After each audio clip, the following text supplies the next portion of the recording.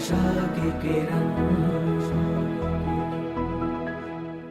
આ લોકમાં આવ્યા એટલે ધંધા બિઝનેસ, ગ્રસ્ત છે તો ધંધા કરવા પડે, બિઝનેસ કરવું પડે, બાળક હોય તો એને ભણવું પડે, બધું જ કરવું પડે. પણ મુખ્ય હેતુ એ નથી, એની મુખ્ય હેતુ નથી.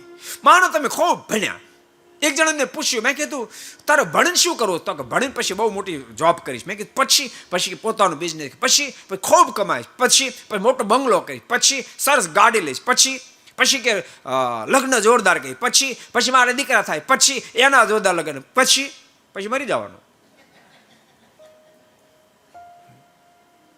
સમજાય તમને? છેલ્લે નીકળશે કાંઈ નહીં. તમે એમાં ખોલતા નીકળે કાંઈ નહીં. કોટનના હીરા બે પ્રકારના આવે, સાંભળજો.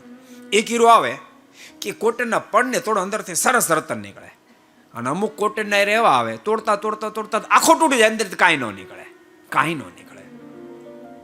એ ભગવાનના ભક્તો, આ વાતને જો તમે ભૂલશો તો કાંઈ જ છેલ્લે નહીં નીકળશે માત્ર ને માત્ર પ્રસાદ.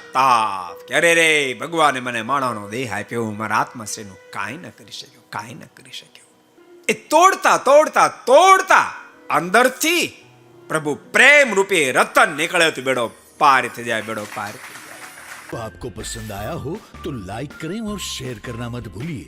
सब्सक्राइब करें सरदार कथा चैनल को और बेल आइकॉन पर क्लिक करना मत भूलिए लेटेस्ट वीडियो सबसे पहले पाने के लिए.